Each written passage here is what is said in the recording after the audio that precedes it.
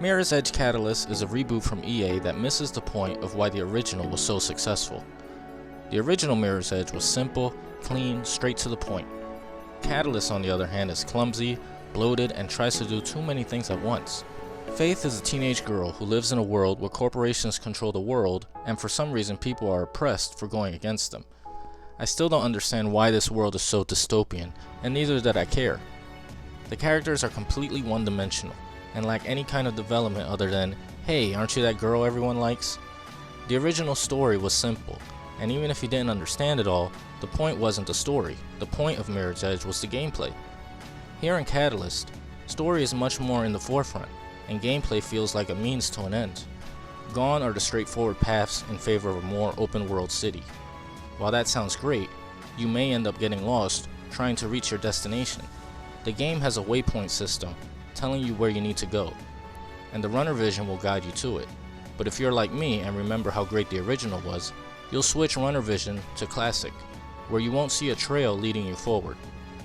This is what led me to find multiple dead ends and decide maybe the runner guide was created because of the city's shortcomings.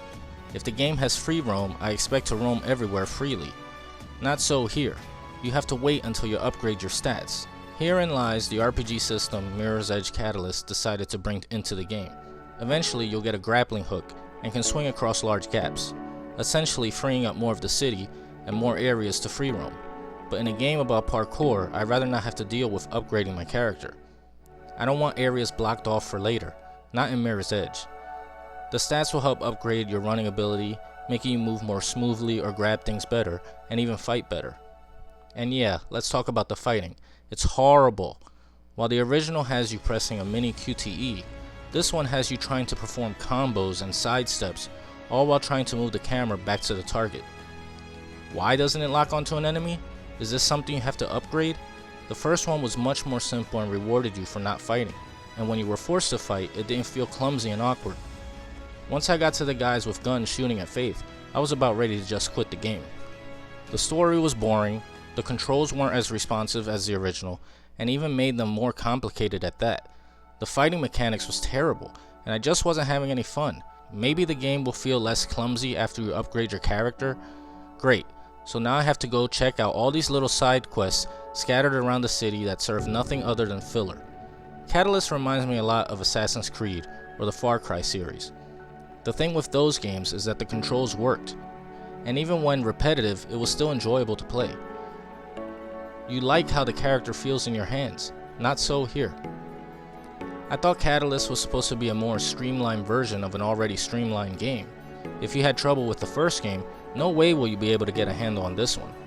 Oh, and the graphics, at least on Xbox One, have massive pop-in even a few feet away from your character.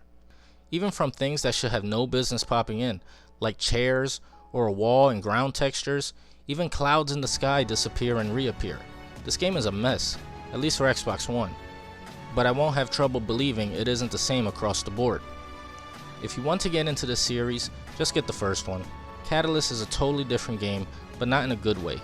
If you like an Assassin's Creed type environment with clumsy parkour controls, then you may have some enjoyment out of Catalyst. I know I shouldn't compare it to the first Mirror's Edge, but I expected more from this game.